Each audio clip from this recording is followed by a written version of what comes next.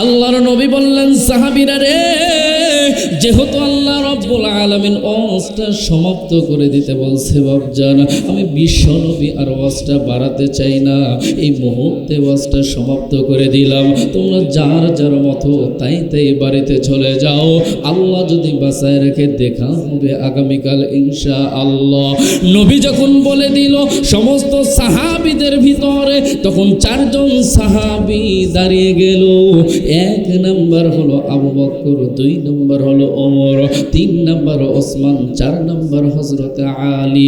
এই 4 জন সাহাবী দাঁড়ায় বলতেছে, নবীজি, ইয়া রাসূলুল্লাহ, ইয়া হাবিবাল্লাহ, আমাদের 4 জন সাহাবী ভাইয়ের বাড়ি হলো একদিকে, আমরা 4 জন সাহাবী ভাই একসাথে বাড়িতে যাবার চাই। নবীর দরবার থেকে 4 জন সাহাবী বিদায় নিল, হাঁটি হাঁটি পা পা করে নিজেদের বাড়ির দিকে রওনা হলো। যাইতে যাইতে যাইতে যাইতে থাকলো মাত্র নবীর 2 জন সাহাবী। 1 নাম্বার হলো আবু বকর, 2 নাম্বার হলো হযরত আলী। এমন সময় আলী ডাক দিয়ে বলতেছে, আবু বকর ভাই, আল্লাহর নবী আজকে আমাদেরকে কত সুন্দর কথা শোনাইলো। আমরা আল্লাহকে যে জায়গায় স্মরণ করব, আল্লাহ আমাদেরকে স্মরণ করবে। আবু বকর ডাক দিয়ে বলে, আলী ভাই, আমাদের নবীর কথা যেমন সুন্দর, আমার আল্লাহর কথাও তেমন সুন্দর। জোরে কোন সুবহানাল্লাহ। এইভাবে গল্প করতে করতে যখন 2 জন সাহাবী হেঁটে হেঁটে যাইতেছে, হযরত আলীর বাড়ির সামনে বাঁধলো। আলী ডাক দেয়া বলে, আবু বকর ভাই, এই যে আমার বাড়িটার সামনে বাঁধলো, এবার আমি আমার বাড়িতে যাওয়ার চাই। আল্লাহ যদি বাঁচায় রেখে দেখা হবে আগামীকাল ইনশাআল্লাহ। এই কথা বলে হযরত আলী তার বাড়ির ভিতর ঢুকে চলে গেল। থাকলো শুধু নবীর 1 নাম্বার সাহাবী আবু বকর। এবার মনে মনে ভাবতেছে, আল্লাহর নবীর দরবার থেকে 4 জন সাহাবী ভাই হাঁটি হাঁটি পা পা করে বাড়ির দিকে রওনা হলাম। সবাই চলে গেল, থাকলাম শুধু আমি একা। আমিও বাড়িতে যাব, তবে চুপচাপ বাড়িতে যাব না, আমি লা ইলাহা ইল্লাল্লাহ জিকির করতে করতে বাড়ির দিকে যাব। জোরে কোন সুবহানাল্লাহ। আবু বকর যখন লা ইলাহা ইল্লাল্লাহ জিকির করতে করতে করতে করতে যখন বাড়ির থেকে রওনা হলো, আবু বকরের বাড়িতে যাওয়ার আগে একটা জঙ্গল আছে। জোরে কোন কি আছে? ওই জঙ্গলের ভিতরে 7 জন ইহুদি, কেউ আগুন পূজা করতেছে, কেউ লক্ষ্মী পূজা, কেউ দুর্গা পূজা, একাধজন একাধ রকম পূজা করা শুরু করে দিয়েছে। একাধজন একাধ রকম আল্লাহকে ডাকতেছে। আবু বকর ডাক দিয়ে বলে, আল্লাহ, তুমি শুধু একটা বার তোমার রহমতের নজর দিয়ে তাকায় তাকায় দেখো, ওরা ওই জঙ্গলের ভিতরে একাধজন একাক আল্লাহকে মানতেছে। আমি কিন্তু ওদের মতো 10টা আল্লাহকে মানি না, আমি এক আল্লাহকে মানি, যিনি হলেন রহমান আর যিনি হলেন রহিম। জোরে কোন সুবহানাল্লাহ। আবু বকর দোয়া করে দিল, আল্লাহ, হেদায়েতের মালিক তো তুমি গো আল্লাহ, ওই ইহুদি ভাইগুলোকে তুমি হেদায়েত দান করে দাও। আবু বকর দোয়া করে দিল, কিন্তু রেজাল্টটা তো আর সরাসরি আসলো না। আবু বকর আবার যখন লা ইলাহা ইল্লাল্লাহ জিকির করতে করতে বাড়ির দিকে রওনা হলো, এমন সময় ওই 7 জন ইহুদির ভিতর থেকে একজন ইহুদি ডাক দিয়ে বলতেছে, এই ইহুদি ভাইয়েরা, ওই যে তাকায় তাকায় দেখো, মুসলমানদের নবীর 1 নাম্বার সাহাবী আবু বকর লা ইলাহা ইল্লাল্লাহ জিকির করতে করতে বাড়ির দিকে যাইতেছে। চলো যাই যাই, আমরা আবু বকরকে খেপায় আসি। আরেকজন ডাক দিয়ে বলতেছে, ভাই, তুমি আবু বকরকে কেমনে খেপাইবা, কিভাবে খেপাইবা? আরেকজন বলতেছে, কেন তোমরা বুঝি জানো না, মুসলমানরা সব চাইতো তাদের আল্লাহকে বেশি ভালোবাসে, তারপরে তাদের নবীকে বেশি ভালোবাসে। চলো যাই যাই, আমরা আবু বকরের সামনে আল্লাহ নবীকে গালি দিয়ে দেই। জোরে কান নাউজুবিল্লাহ। আবু বকর যখন লা ইলাহা ইল্লাল্লাহ জিকির করতে করতে করতে করতে যখন বাড়ির দিকে যাইতেছি, এই 7 জন ইহুদি আবু বকরের সামনে এসে ডাক দিয়ে বলে, আবু বকর, তুই যে আল্লাহর জিকির করতেছিস সে আল্লাহ হলো ফকিন্নি, তোর নবী হলো ফকিন্নি, আর তুই আবু বকর হইলি ফকিন্নির বাচ্চা ফকিন্নি। আবু বকর প্রথমবার দুহাত অনুরোধ করে বলল, ভাইজান, আমি একজন মুসলমান। কোন মুসলমান সহ্য করতে পারে না তার আল্লাহকে গালি দেওয়া, কোন মুসলমান সহ্য করতে পারে না তার নবীকে গালি দেওয়া। জোরে কোন কথা ঠিক কি না? আবু বকর যখন ডাক দিয়ে বলল, ভাই, কোনো মুসলমান সহ্য করতে পারে না তার আল্লাহকে গালি দেওয়া, কোনো মুসলমান সহ্য করতে পারে না তার নবীকে গালি দেওয়া। ও ইহুদি ভাই, তুমি আর আল্লাহ নবীকে গালি দিও না। কিন্তু ইহুদিরা শুনল না, ইহুদিরা মানল না। ইহুদিরা আবারও ডাক দিয়ে বলতেছে, আবু বকর, তোর আল্লাহ হলো ফকিন্নি, তোর নবী হলো ফকিন্নি, আর তুই আবু বকর হইলে ফকিন্নির বাচ্চা ফকিন্নি। আবু বকর এবার আল্লাহকে ডাক দিয়ে বলে, আল্লাহ, ওরা তো তোমারে গালি দেয় গো আল্লাহ। আমি ওদেরকে অনুরোধ করলাম, ওরা শুনল না। আমি ওদেরকে রিকোয়েস্ট করলাম, ওরা গ্রহণ করল না। ও আল্লাহর একটা বার যদি ওরা তোমারে গালি দেয়, আমি আবু বকর কিন্তু ওদের বিরুদ্ধে অ্যাকশন নিব। জোরে কোন সুবহানাল্লাহ। আবু বকর ডাক দিয়ে বলে, ইহুদিরা রে, আর একটা বার যদি আমার আল্লাহরে গালি দাও, আমার নবীরে যদি গালি দাও, আমি আবু বকর কিন্তু তোদেরকে সাইজ করব। এবার 7 জন ইহুদি মশান নিয়ে বলতেছে, আমরা আছি 7 জন। আবু বকর ডাক দেয়া বলে, আল্লাহ, আমি যদি ওদেরকে মারি তাহলে তোমার খুশির জন্যই মারবো, আর আমি যদি ওদের হাতে মার খাই তাহলে তোমার খুশির জন্যই খাবো। জোরে কোন সুবহানাল্লাহ। এই কথা বলে আবু বকর নারে তাকবীর আল্লাহু আকবার স্লোগান দিয়া ডান হাতের জামাটা গোছায় নিয়া যখন ওই 7 জন ইহুদি যখন আমার আল্লাহকে গালি দিছে, আমার নবীকে গালি দিছে, ওই 7 জন ইহুদির ভিতর একজন ইহুদির কান বরাবর চর মারছে। ছুটে গায়ে শাহজালালের নির্ভীক সৈনিকেরা, ছুটে গায়ে শাহজালালের নির্ভীক সৈনিকেরা, খতম কর গোবিন্দর ওই 5টা চামচা গোলা। অলিদের এই ভূমিতে বিপ্লবী মশাল জ্বালা, ঠিক না? অলিদের এই ভূমিতে বিপ্লবী মশাল জ্বালা, বাংলার এই জমিনে কোরআন সুন্নাহর আলো জ্বালা। নার তাকবীর, জোরে নার তাকবীর। মুসলমানদের এই দেশেতে নাস্তিকদের ঠাঁই নাই, নাস্তিকদের পক্ষে যারা তাদের কোনো রক্ষা নাই, ঠিক কিনা? মুসলমানদের এই দেশেতে কাদিয়ানদের ঠাঁই নাই, কাদিয়ানদের পক্ষে যারা তাদের কোনো রক্ষা নাই। মুসলমানদের এই দেশেতে আবুল সরকারের ঠাঁই নাই, আবুল সরকারের পক্ষে যারা তাদের কোনো রক্ষা নাই। বলো বলো সবাই বলো, বিপ্লবী কণ্ঠে উচ্চ আওয়াজে নারে তাকবীর, এই জোরে নারে তাকবীর, জোরে নারে তাকবীর। দিন ইসলাম, দিন ইসলাম জিন্দাবাদ, জিন্দাবাদ, দিন ইসলাম জিন্দাবাদ, নারে তাকবীর। এই বাংলার জমিন হলো 90% মুসলমানদের জমিন। জোর আওয়াজ দেখুন, কথা ঠিক কিনা?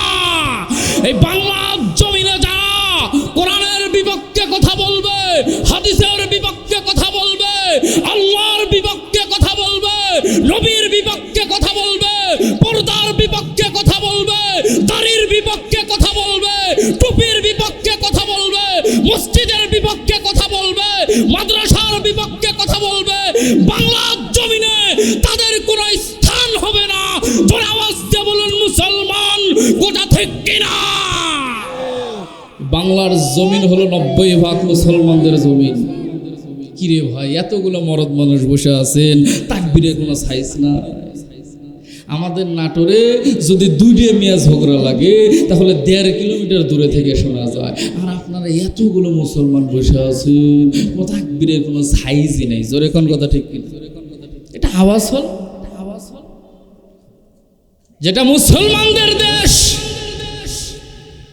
এই দেশেতে আবুল সরকারের মতো নাস্তিক আর কুলঙ্গার, যেই কুলঙ্গার আমার আল্লাহর বিপক্ষে কথা বলে, আমার আল্লাহকে নিয়ে বাজে মন্তব্য করে, ফেরাউনের মতো কাফের, নমরুদের মতো কাফের, ফেরাউনের মতো কাফের আমার আল্লাহকে নিয়ে বাজে মন্তব্য করার কোনো সুযোগ পায় নাই।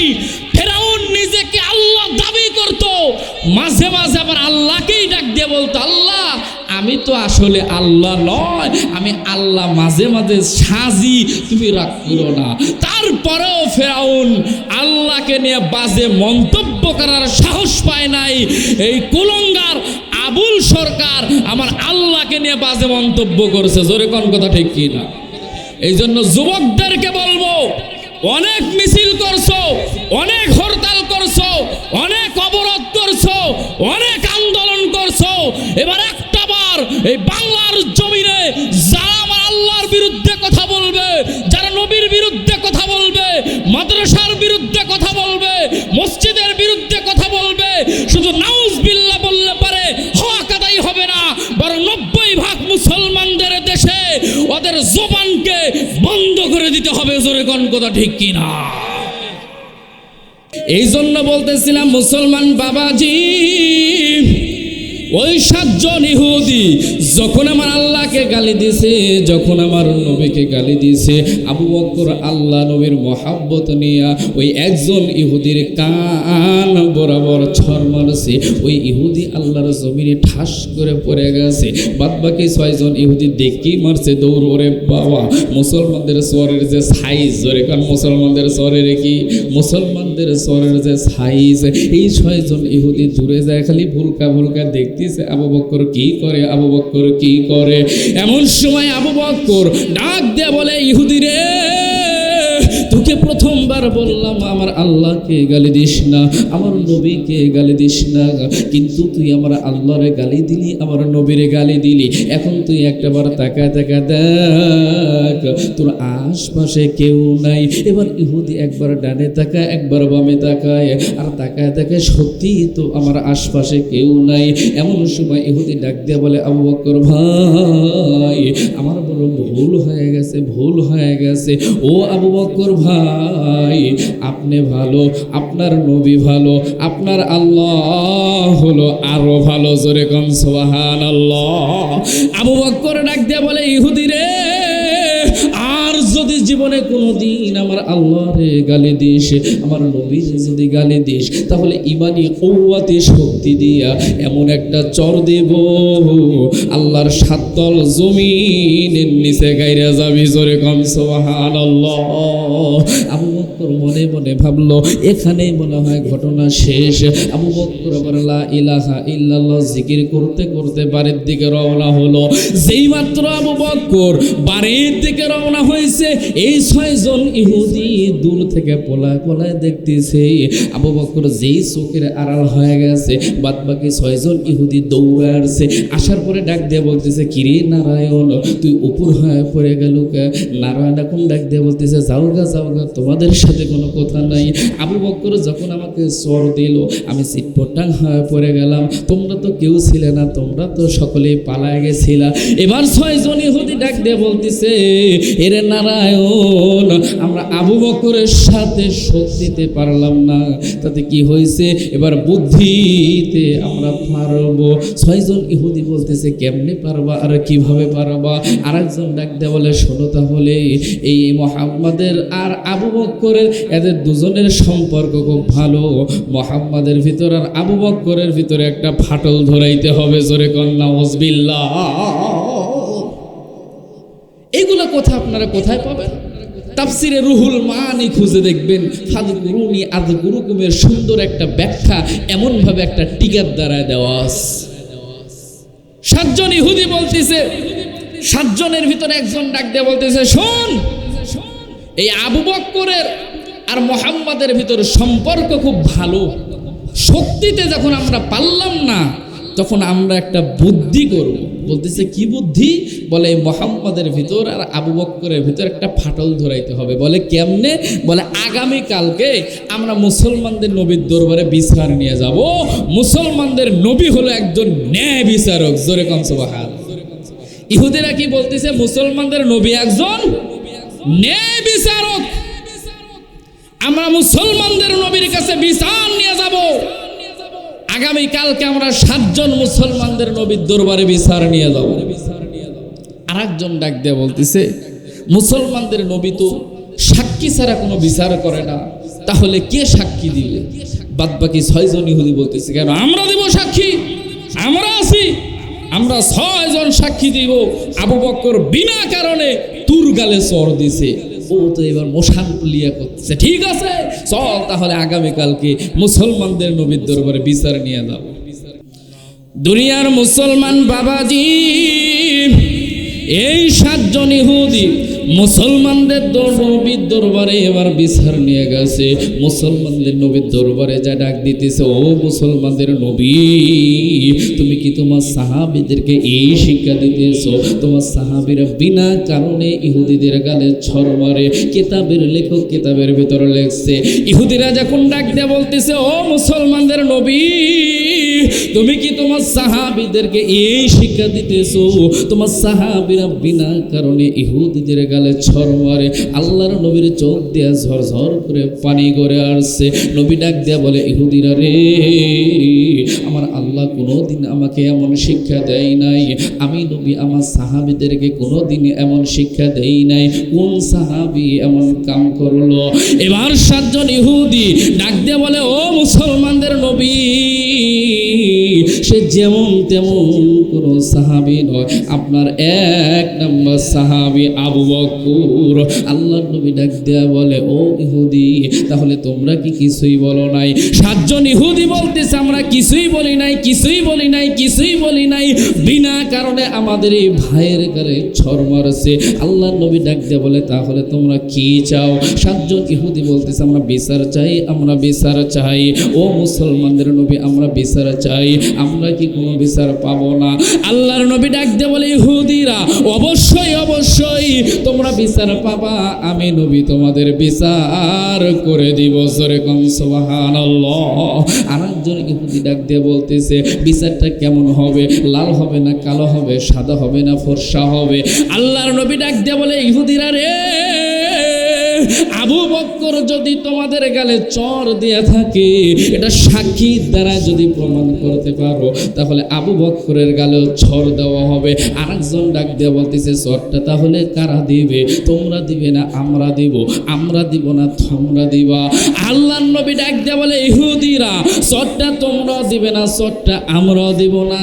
যদি সাক্ষীর দ্বারা প্রমাণ হয় আমার আবু বকর তোমাদেরকে বিনা কারণে চর দিছে, তাহলে যেই ব্যক্তিকে আবু বকর চর দিছে, ওই ব্যক্তিটা আবু বকরের গালেও ছর দিবে। এমন সময় আল্লাহর নবী ডাক দিয়ে বলে, সাহাবীরা রে, সমস্ত সাহাবীরা দৌড়া দৌড়া এসে ডাক দিয়ে বলে, নবীজি, ইয়া রাসূলুল্লাহ, ইয়া হাবিবাল্লাহ। আল্লাহর নবী ডাক দিয়ে বলে, সাহাবীরা, আমি নবী তোমাদেরকে কি এই শিক্ষা দিতেছি? তোমরা বিনা কারণে ইহুদিদের গালে ছড় মারো। সমস্ত সাহাবীরা কান্দে আর ডাক দিয়ে বলে, নবীজি, এমন শিক্ষা তো আপনি আমাদেরকে কোনোদিন দেন নাই। কোন সাহাবী এমন কাম করলো? আল্লাহর নবী ডাক দিয়ে বলে, সাহাবীরা, সে যেমন তেমন কোনো সাহাবী নয়, আমার 1 নম্বর সাহাবী আবু বকর। ও সাহাবীরা, তোমাদের সকলকেই তো আমি দেখতেছি, কিন্তু আমার আবু বকরকে দেখতেছি না কেন? এ সাহাবীরা, তাড়াতাড়ি যাও, আমার আবু বকরকে তোমরা ধরে নিয়ে আসো। আল্লাহর নবীর নির্দেশ অনুযায়ী 2 জন সাহাবী আবু বকরের কাছে গেল। যাওয়ার পরে ডাক দিয়ে বলে, আবু বকর ভাই, আল্লাহর নবী আপনাকে স্মরণ করছে, এই মুহূর্তে আপনি নবীর দরবারে চলুন। হযরতে আবু বকর কথাটা শোনার পরে দৌড়ায় দৌড়ায় নবীর দরবারে আসলো। আসার পরে ডাক দিয়ে বলে, নবীজি, ইয়া রাসূলুল্লাহ, ইয়া হাবিবাল্লাহ, আল্লাহর নবী ডাক দিয়ে বলে আবু বকর আগে তুমি বলো এই ইহুদির গালে কি তুমি ছড় মারছো? এই ইহুদির গালে কি তুমি চড় মারছো? আবু বকর ডাক দিয়ে বলে নবীজি আমি তো চড় দিছি একটা, অনুমতি দেন আরো 2-4টা চড় দিবার চাই। নবী ডাক দিয়ে বলে আবু বকর কেন তুমি চড় দিতে চাও? কি জন্য তুমি চড় দিতে চাও? আবু বকর চোখে পানি নিয়ে বলে নবীজি ইয়া রাসূলুল্লাহ ইয়া হাবিবাল্লাহ, আমি গতকালকে যখন লা ইলাহা ইল্লাল্লাহ জিকির করতে করতে বাড়ির দিকে যাইতেছিলাম, এই 7 জন ইহুদি আমাকে ডাক দিয়া বলে আবু বকর তুই যে আল্লাহর জিকির করতেছিস সে আল্লাহ হলো ফকিন্নি, তোর নবী হলো ফকিন্নি, আর তুই আবু বকর হইলি ফকিন্নির বাচ্চা ফকিন্নি। নবীজি ইয়া রাসূলুল্লাহ ইয়া হাবিবাল্লাহ, আমাকে গালি দিচ্ছে, আমার কোনো দুঃখ নাই, আমার কোনো কষ্ট নাই, কিন্তু ওরা যখন আমার আল্লাহ নবীকে গালি দিয়েছে আমি আল্লাহ নবীর মহাব্বত নিয়া এই ইহুদির কান বরাবর চড় মারছি। আল্লাহ নবীর মহাব্বত প্রত্যেকটা মুসলমানদের অন্তরে আছে না নাই? এজন্য আওয়াজ দিয়ে এখন আছে না নাই? তাহলে কোরআন আর হাদিস থেকে শুধু ওয়াজ শুনলে পারে হবে না।